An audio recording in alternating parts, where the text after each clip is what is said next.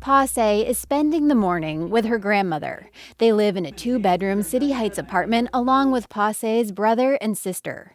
Family portraits shot in a mall photo studio hang on the wall next to a flag from their home country. So white, blue, and red for bravery.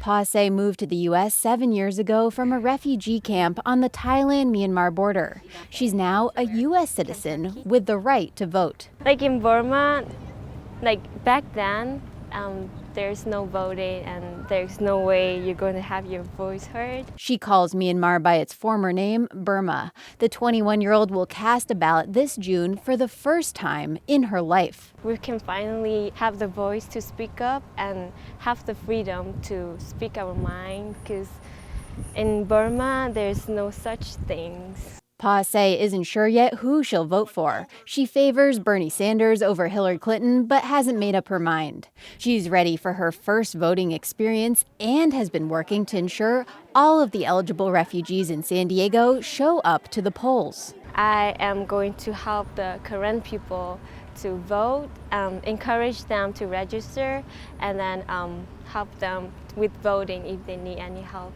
She's Karen, an ethnic minority in Burma. San Diego has about 1,700 Karen refugees and California about 4,400. It's their time to shine. I mean, in refugee camp, they don't really have voice, or in Burma, they don't really have voice, but now they have the freedom to vote and to speak up for themselves and for the country and for their community and for their family. California is home to more than 825,000 refugees. They can become U.S. citizens after 5 years and then can begin to vote. On a recent Sunday at the San Diego Living Water Church in City Heights, another group was getting ready to fill in ballots.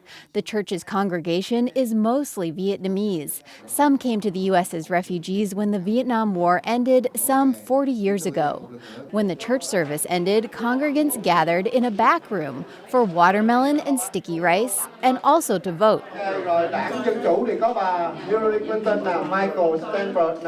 The ballots were in Vietnamese, and people helped each other understand how to fill them in. The church's pastor also brought his laptop and registered people to vote. This is your responsibility, and so I invite them to vote. Sophie Tran is working to make sure her community members vote this year. And we vote for somebody we trust, then our voice will be heard.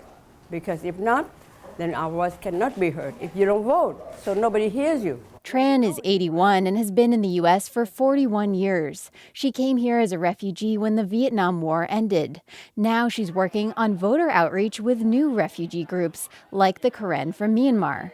She tells them voting is part of being an American. We have to cooperate with the people that are